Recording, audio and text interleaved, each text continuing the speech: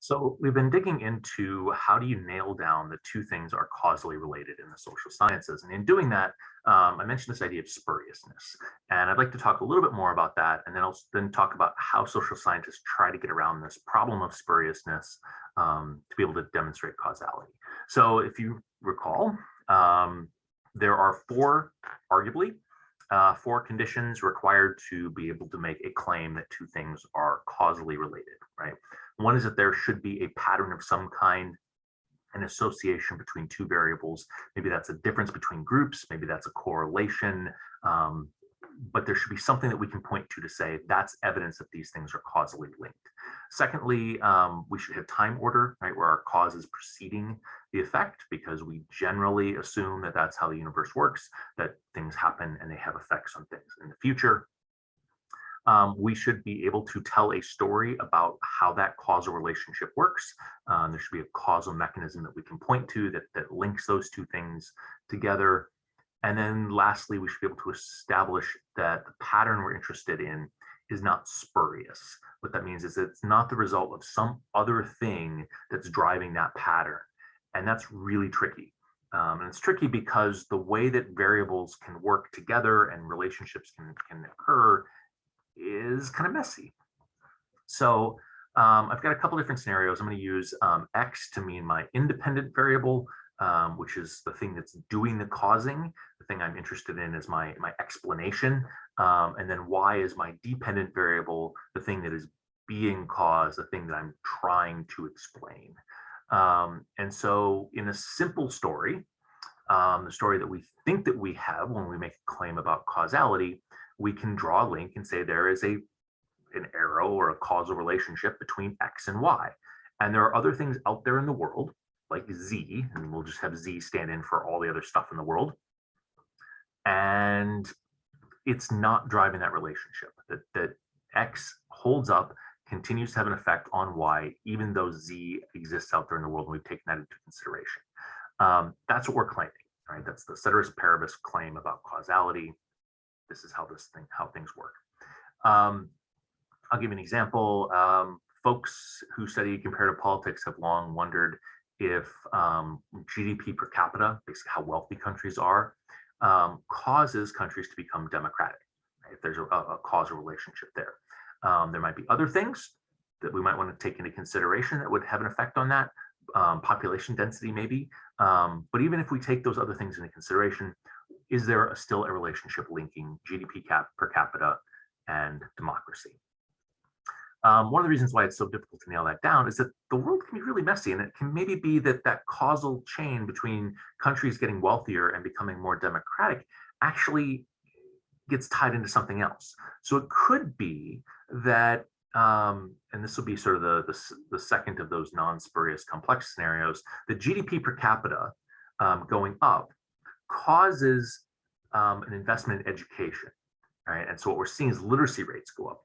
And literacy rates are what are causing democracy to occur in countries that are wealthier. But it's not just magically getting wealthier makes countries more democratic. You have to have that process of wealth translating into literacy rates to get democracy.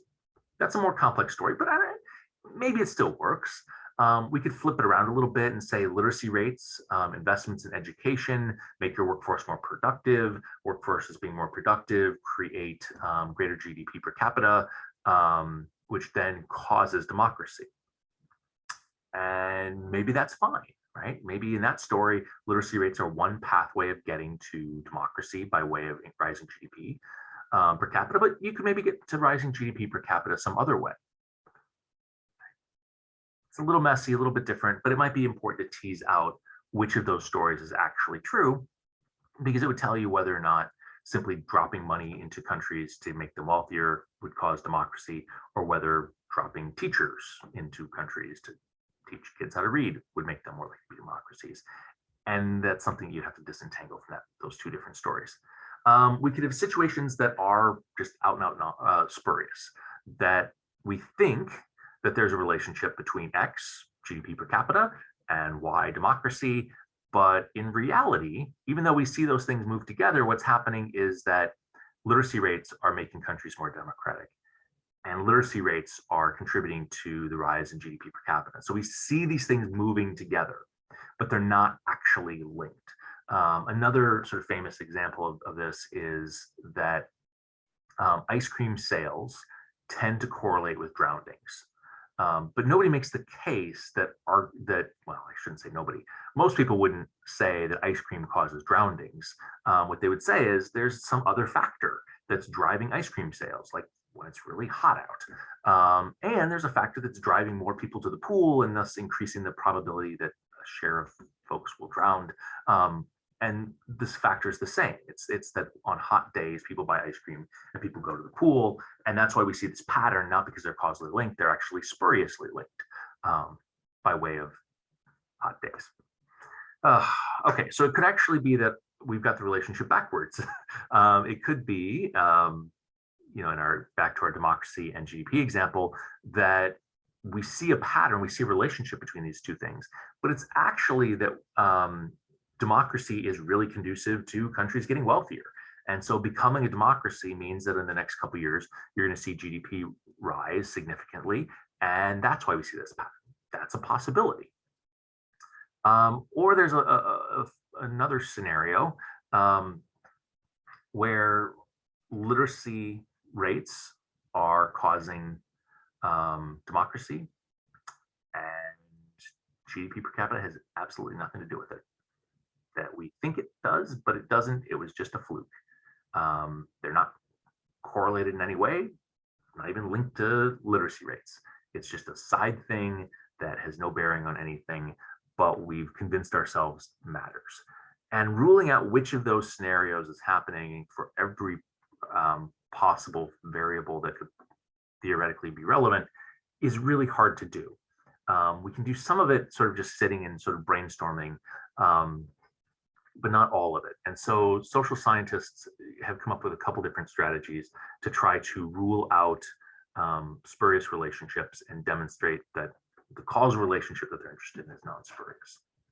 Okay, so those strategies that we've developed fall into two basic categories. Some folks try to establish non-spuriousness with what we call control. By trying to really zone in on that ceteris paribus principle and try to make situations as identical as they possibly can to isolate the effect in the relationship.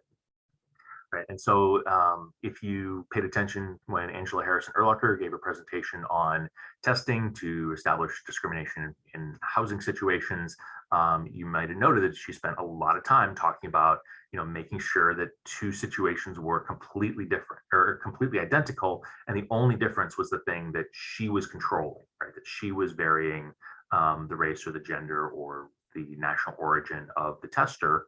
But all of the different information that could possibly come into play, their credit history, whether or not they were able to, put a down payment on things, all of those other factors, she was controlling to make sure that they were identical, right?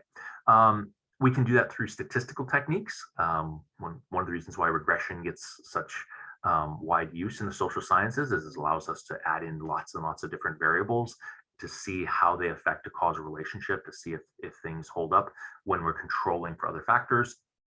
We can do it through careful case selection to try to find two cases to kind of compare and say, oh, these are both sort of apples to apples kind of situations. Or we can do it as was done with testing, where we're actually kind of controlling and manipulating situations to make situations more or less identical. And then that can help us to say, it can't be these other factors because I've ruled out by careful selection and by careful comparison that those other factors are driving this relationship.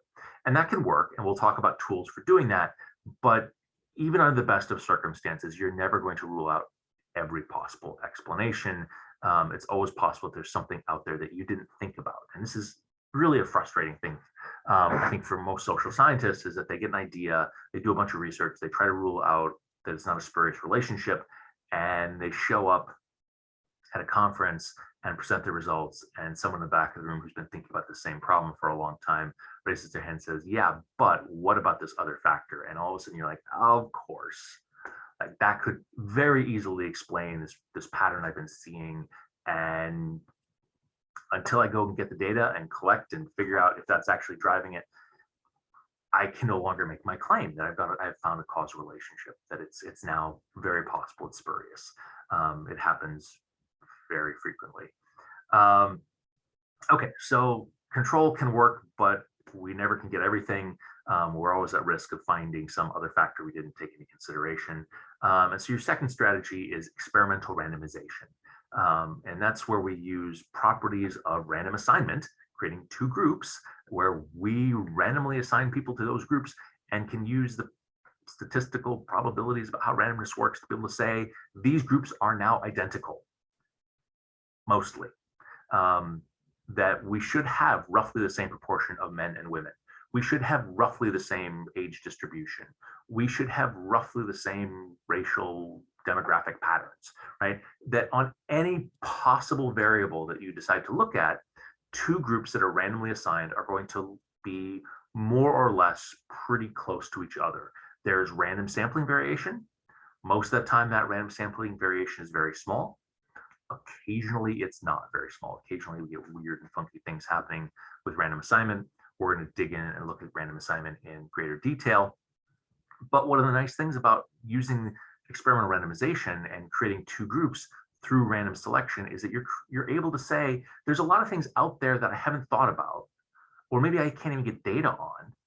But because I've randomly assigned people to these groups, I can be reasonably confident that the two groups are identical on those other factors that I don't have data on or that I haven't thought about. And therefore, I can safely ignore them. And if I apply a treatment to one group and I don't apply a treatment to the other group, and I see a difference at the outcome, I can confidently say it's the result of that treatment and not some other factor I didn't think about. And so experimental randomization is really great. It helps us to get at things that we didn't necessarily think about or anticipate. The problem is it's not always possible in every situation, particularly in the social sciences. We run into situations where there just aren't things that we can do as a treatment. I can't study war through experimental randomization because I can't assign war to different countries ethically. And then also just practically, I can't always control my subjects and make them do things or assign them to groups. I don't have that kind of power as a regular social scientist, and most of us don't. Okay, so this gets us back to the central problem of we really need theory to help us muddle through this messy process of demonstrating non-spuriousness, that there's going to be limitations to the experimental method, there's going to be limitations to the control method, and really the only check that we have to make sure that we're not being misled by randomness or by weird funky things in terms of how variables tie together is to have a good theory. And I'll just pivot to say there are lots of examples of correlations showing up in the real world that are just completely ridiculous. My favorite of which at this site that has spurious correlations is that the divorce rate in Maine, the state, Maine, is very highly correlated with the per capita margarine consumption in the United States. And I'm reasonably confident that those things are not linked. But one of the reasons why I'm confident they're not linked is that there's no plausible story I could tell why margarine consumption in the whole United States is related to divorce rates in Maine. People consuming margarine in California shouldn't have any effect on marriages in Maine. Likewise, people getting divorced in Maine shouldn't have any effect on whether or not somebody chooses butter over margarine or margarine over butter in Oregon, right? These things, there's no way to link them together in a causal story. And so we can safely dismiss them as causally as spurious. But again, theory is our only tool for navigating what is really a messy and complex world where causal relationships operate in very messy and difficult to disentangle ways.